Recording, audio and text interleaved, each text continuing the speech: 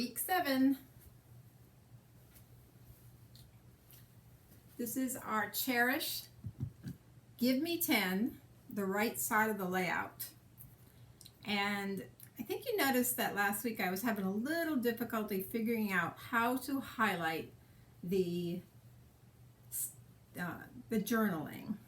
And I ended up going really simple. But I also was trying to figure out what to do with the white spaces. Because on page 118, they crumpled up the paper and stamped on top of it, and they made it really distressed. And I didn't like that, but I also didn't like the plain. So I'm going to show you my process again.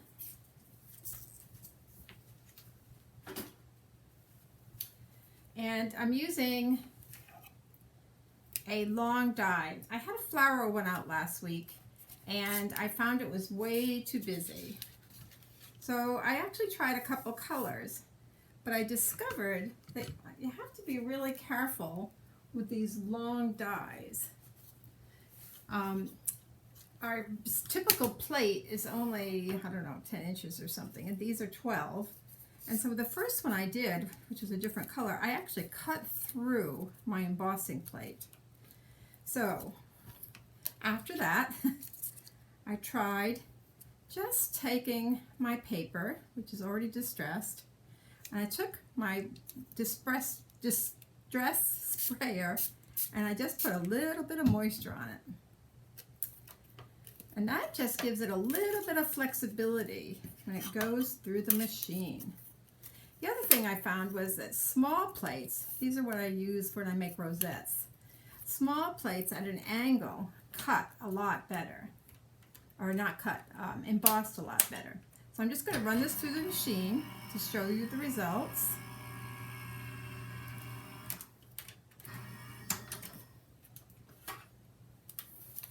So this is the same thickness as a regular cutting plate.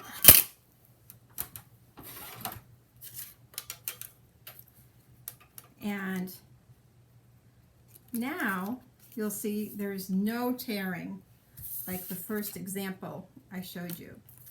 And this was the original color I had planned, which was green. But once I started playing with my layout, I ended up moving toward a glacier.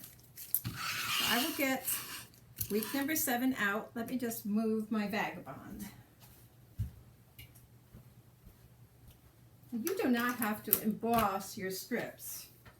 You can distress them or decorate them any way you want, but that is what I chose to do. So now we're going to put this layout together, but I want to talk about one other thing, and that was stamping. So before my machine runs out, which it tends to do, I'm going to just stamp a little bit to show you the process. Now I decided against the big tags and I went with little tags. And I ended up just using the same color ink that I distressed in, Distress Oxide. The papers they ask you to cut are 1/2 inch by 3 inches.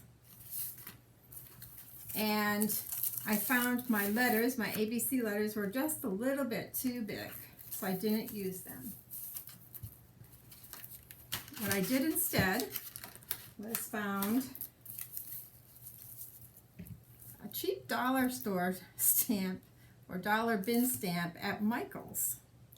And it has all the letters on it. So 1 through 10, sort of 1 through 0. I'm going to show you how I stamp. The other thing I have is we're doing 10 journal things, so it's 10 things. And you can choose what your quote is about, and I will gladly help you with stamping or lend you my stamps. But 10 things I love about you, 10 things I do every day, 10 things I miss about you, 10 things I wish for your birthday, 10 things that make today great, I dream about, and I chose 10 things I cherish. So when you stamp, every stamp from Close to My Heart comes with a little foam pad. And that foam pad just gives you a lot of flexibility. So it helps numbers show up. But you do have to be careful because it'll also show mistakes if you have any extra ink on your thing. So this is just showing you, I put my numbers on 2 different sides and I staggered them, and you'll see that when I show you last week's layout. So you can take your title, again, you can stamp in any color you want, but I chose the Cherish title, but I just want to show you even how to make a mini little journaling block. I just stamp it on, and now I can cut that to size, take my distress the edges, probably cut it to size like I said, and then you have a little cute little journal block. And I made the journal block and I made a little bit of blue underneath it. Okay, so now I'm going to put the page together, and again, you can choose your colors from your scrap pile on what you want to stamp with and matte with. Okay, let's put this together.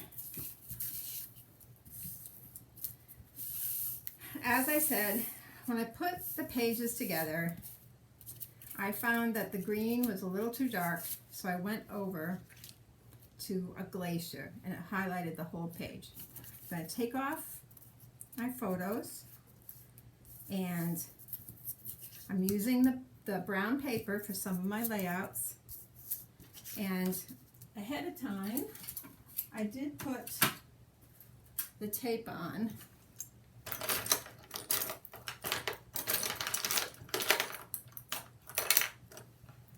So it would be a little bit easier for me to get this on the page before my tape ran out.